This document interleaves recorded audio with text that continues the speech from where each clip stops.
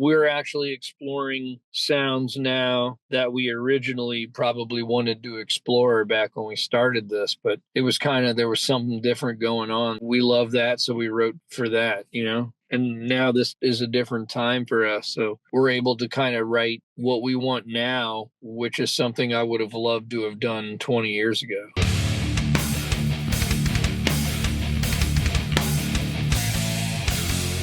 What's up, everybody? It's Keefy at GhostCultMag.com. I am super stoked to be joined by Aryn from Scorpion Child. What is up, my dude? Chilling, man, here in the Bay Area, dude, with you. You know, but I only have one arm.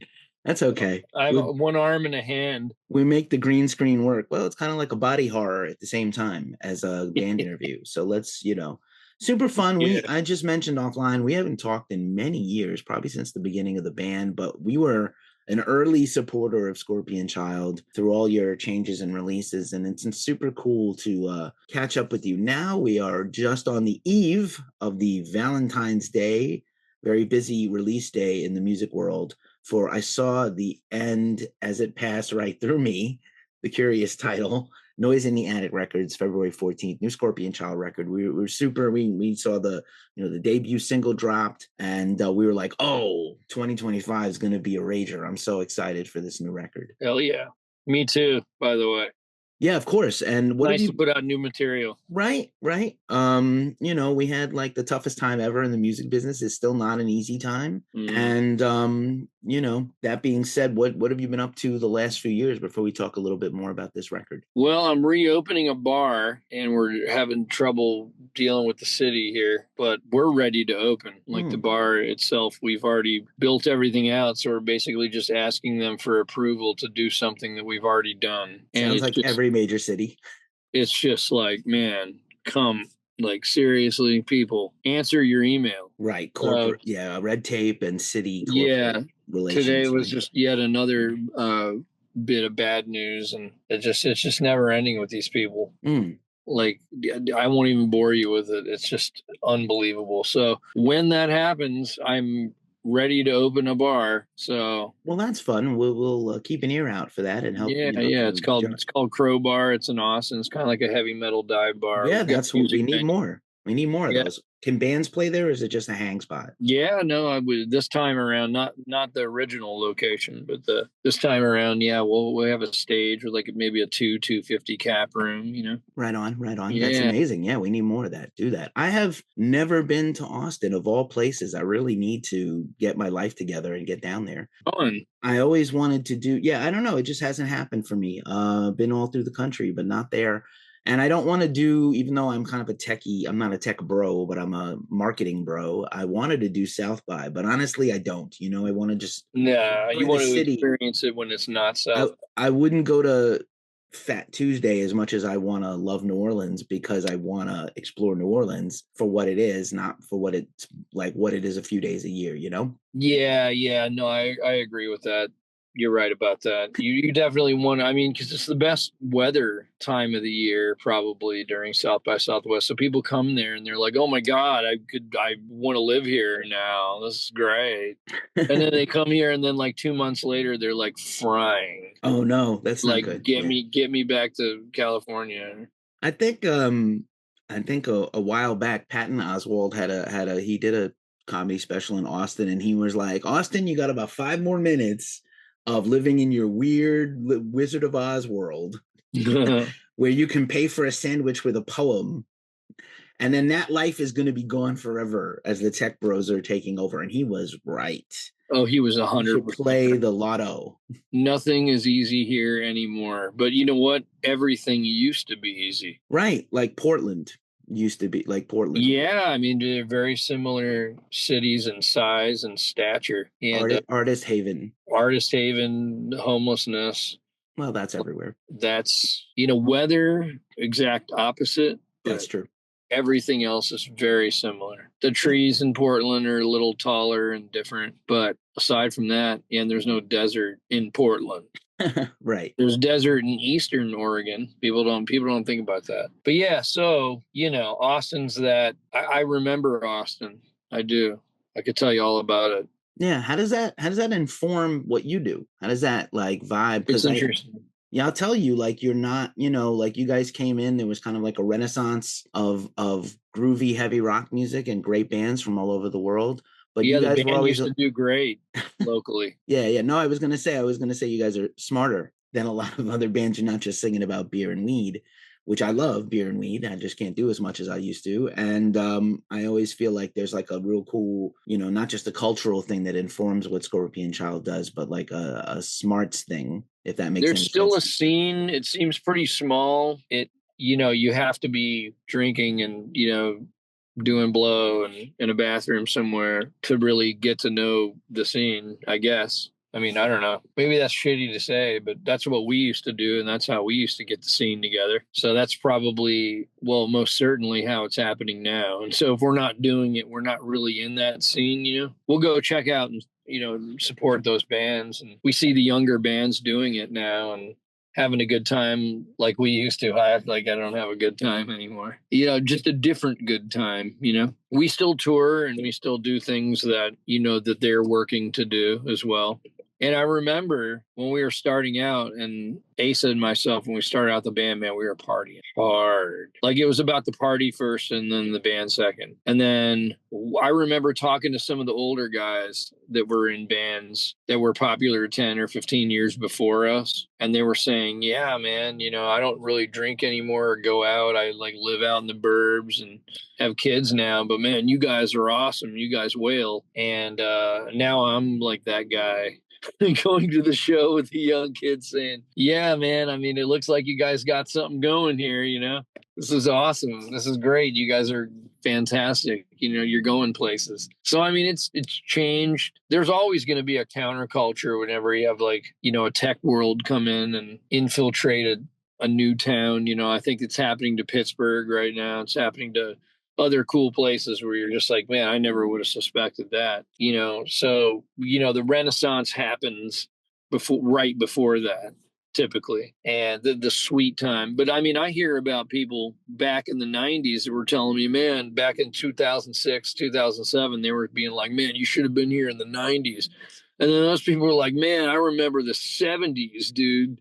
That was the time to be in Austin. And now I live in Missoula. So it's crazy, man. Like I couldn't live in Austin now. And this is back then. And we're like, well, Austin's still pretty cool. So there's probably some young kids that could tell me, hey, it's still pretty cool here, man. You just don't come downtown a lot. That was amazing. I don't even know if that was intentional. I absolutely have interviewed at least two bands that were from the Bay Area, and because of the tech boom, moved out to like the mountains.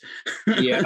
Rather than be here for the complete overthrow of the town, which absolutely happened before I moved here. Yeah, and I'm miraculously here through all that, so it's kind of delusional. So I'm going through my life changes at the same time that the city is going through its changes. It's a trip. So, It's a trip. so now I'm just like, well, maybe I can make money off of some of these tech guys. Open up a bar. There you go. There you go. Overcharge them for shots, and because they want to come where the counterculture is, in their mind, yeah, not and for that's real. the kind of bar that we have. Not too much, just enough to sample it. Not really, right? Not really. We used to say that when I lived in Brooklyn. It was like people don't really want to be New York. They want to be New Yorkers, but they don't want to really be New Yorkers. You know what I'm saying? They want a little bit. They want to go hang out a little. They don't want to hang out too much with us. That's okay. That's okay. We'll take you. Heavy metal and rock is like AA, man. We'll take you whenever. It's okay. But but regular times, regular activities, I'm not so sure I want to be elbowing up to everybody at the bar. Yeah. Sorry. Sorry. I'm a little elitist there, but no, I mean, I get it. I totally get it. So yeah, man. Another year. You just got back off the road, spent the holidays, and now we have this record on the verge of coming out. Obviously a lot of changes in the world, and like I said, I always feel like your band also is evolving, didn't just stay the same. I think you guys change. And I think this record's like a little more personal, probably lyrically and storytelling wise, than the last few.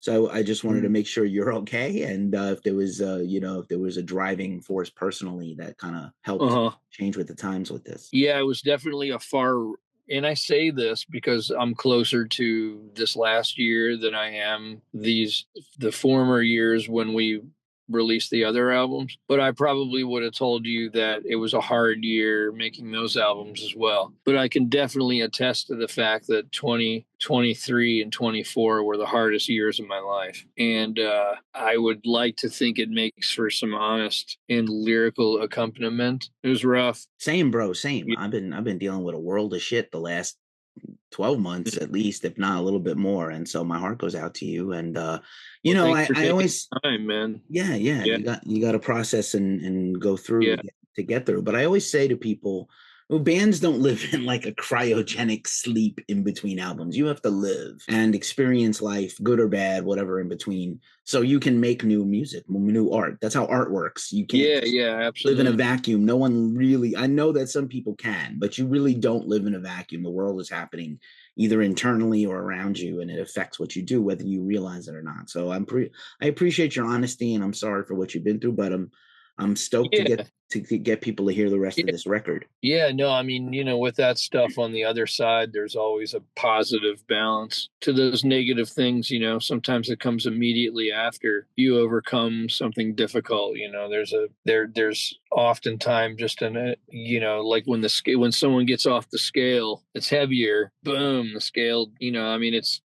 I've seen it happen many times. I know you have in life, where it's, if you take the good with the bad and vice versa, it's just how it happens. You have to kind of roll with it. So, I'm just awaiting things I'm taking the right steps myself personally to learn more about what happened, how I can get myself out from underneath it. And it's already starting to, materialize in a more positive facet. So I'm excited for what's to come. And it's the only really way the only perspective you can have is positivity. Whatever doesn't kill you, it's just going to make you powerful. So, now it's a good time. I've already purged that to get back to, reaping the positive side of things. Well, that's important. Yeah, that's really important. And it's good to have that perspective too. Like, to try to understand. We're only as strong as right here, Yo, and life will chip away at you sometimes.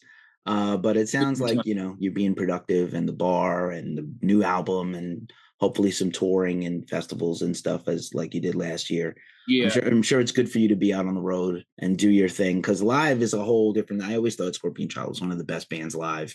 And I know that's really important to you. So it's good that, you get that release and the fans feel it too. And like I said, you really have spent a lot of time separating yourself from everybody else that was, maybe there was a clusterfuck of bands that all came out at the same time that worshipped COC, Clutch, and Monster Magnet. And then some of them fell away and you guys, maintained. So I appreciate that. Yeah, well, I think we pulled away from that and they maintained. I don't know. It could go either way, like we're actually exploring sounds now that we originally probably wanted to explore back when we started this, but it was there was something different going on. So we love that. So we wrote for that, And now this is a different time for us. So we're able to kind of write what we want now, which is something I would have loved to have done 20 years ago. You know what I mean? So like now I'm excited that we're like free and really feeling able to explore those things, Right. Sometimes you get into this like sphere of influence with where other people are involved and whether it's a label or management or, producers and stuff like that. And then everybody has their own opinion about how they want things to sound. But this time was entirely like really just the band coming together and like being like, we're going to produce this sound. We're going to create something together, So this is the first actual record where like everyone that's in the band wrote the record. And it wasn't like we recorded the record after certain members departed that we're writing on that record. Does that make sense? No, totally. Yeah. People always have their favorites. And sometimes the first thing that people hear, I'm guilty of it too.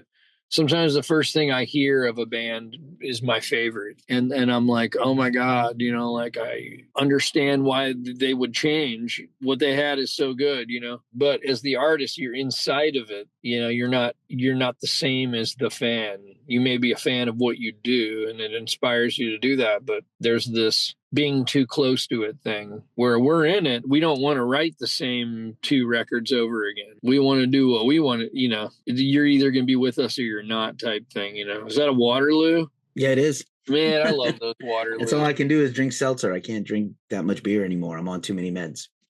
Yeah. Old guy shit. Welcome to old guy shit with Aryn and Keefy. I feel that, dude.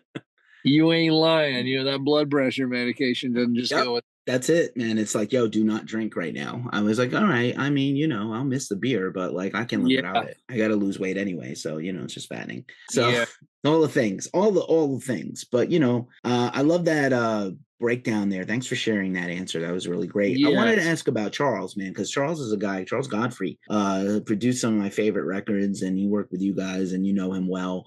Now that you just expressed that you guys are all like writing the record and it's really a vision, especially like Scorpion Child 2025, 24 vision, what does Charles bring to the table as on the production side? Well, Charles was amazing.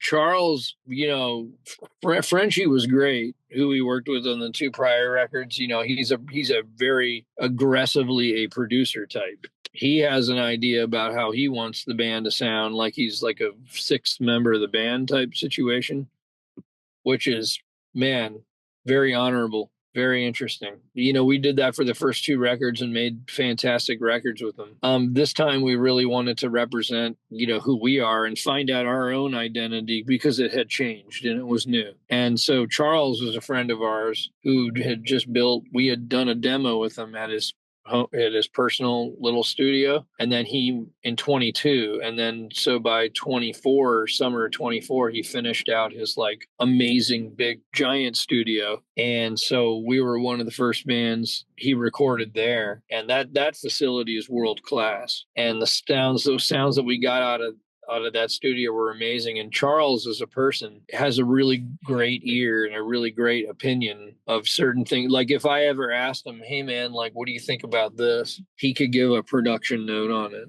but he wasn't like, he doesn't kind of, get into the process the same way. He wants to see who the band is. They're just different style of producers, they're both equally good at, for what they do. But I feel like he was more about wanting to, get tones and sounds and just sit in there and just watch the band do their thing. Kind of like a Steve Albini, capture the moment. And I feel like that's what he did.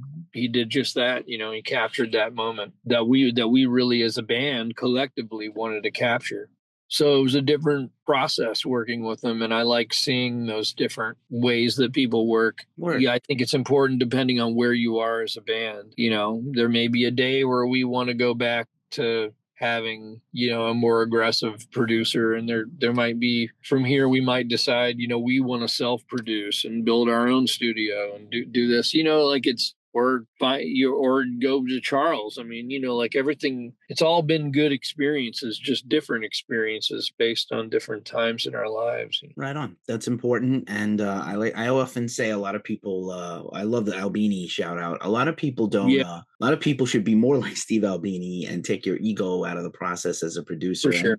And also there's a lot of, y'all write songs. Y'all are song makers and songwriters and lyricists and singers. Yeah. And you don't need a producer. There's a certain type of producer, no shade, but there's a certain type of producer that will come in and write your record with you or for you. Yeah, there's a lot of that right now. And let me ask you we have worked with songwriters. Yeah, and that's okay. There's nothing wrong with that. We've gone to Atlanta, and I didn't really like the process. Yeah, I get you, man. Hey, listen, man, Aerosmith didn't have a hit song until Diane Warren wrote them a song for Armageddon. I mean, I get why, it's like one of those, it's like a racket almost sometimes. It's like you got to play the game. If this guy it's been a souring experience for me personally to write with people. If I want to write with somebody and I seek someone out and I'm like, I really like this girl or this guy or this thing to collaborate with me, I'd enjoy the experience a lot more than being told, all right, you're going to go write with this person. We've had a good experience before writing with one particular person, but we've had several experiences that were not as productive, let's say. So it's one of those things where it's like, my God, can you just let the band be the fucking band? We wrote perfectly good songs, but because so and so didn't sign off on it, as it put their name on it, it doesn't get play. I was actually told that before by someone we worked with. They were like, if you don't do this, we're not hitting radio, or we're not doing this. And I was like, wow, that's my option. That's your option. Wow. Okay. It's like that. It's just like that. Man, brutal. Right on. That's the label game also, though. That's the label. It is. Spotify, And it the wasn't streaming. specifically the label that said that, but somebody in our sphere said that to me once. And I asked, it's like that? And they said, it's just like that. And I was like, okay, well, I'd rather be punk rock and do it the way I want to do than be successful at that point, if it's going to be like that, And if we arrive at success by accident on our own, cool. But I have honestly destroyed multiple opportunities for this band by keeping it real. And one way you look at it, it's like you kept it real and no one knows about you. And the other way you look at it is like, well, if I didn't keep it real, then maybe more people would have known about us, and now I could have really done what I wanted. But to me, I feared getting more and more wrapped up in the game as time went on. So I abstained altogether to keep my own creativity and to maintain the band's identity and everyone else's best interest. If I go to a city to write a song with somebody else, and then it's dictated that the band is supposed to play exactly that song, as which happened with Acid Roulette on a few different songs. 95% of that album is us, but that 5% that isn't bothers me to this day. You know what I mean? And I put my ego aside to do it, to collab, and it wasn't a good experience. Well, so why would I do that again? Yeah, right. Of course. Unless it's on my own accord, right? Sometimes keeping it real goes right.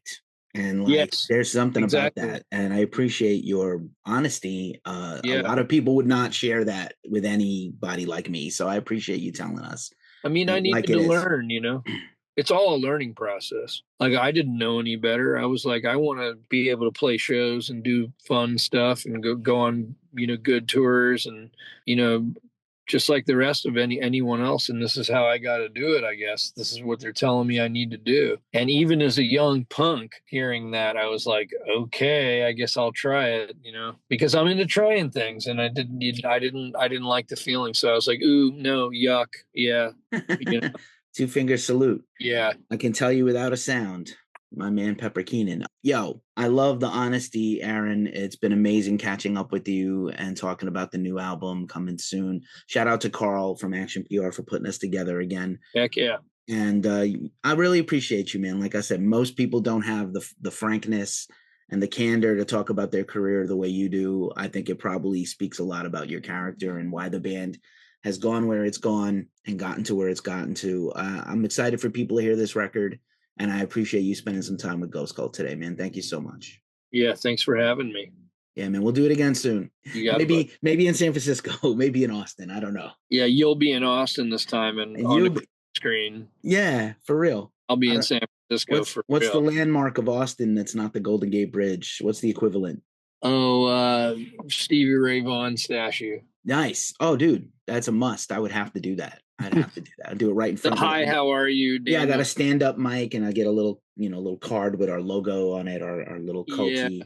And I'll be like, what's up, everybody? It's Keefy here in Austin, and Aryn isn't actually at the Golden Gate Bridge. Let's do this. The Daniel Johnston mural, or the or some Willie Nelson. Oh, nice. Graffiti or something you could probably find. A mural. Or the I love you so much graffiti that's on the side of that coffee shop that everyone takes a picture of. Oh, no way. Okay, yep, seen the photos. I'm sure you can get that. I'm sure you can download that skin, that green screen skin. It's on, like Donkey Kong. Thank you so much, man. Yeah, take care, man.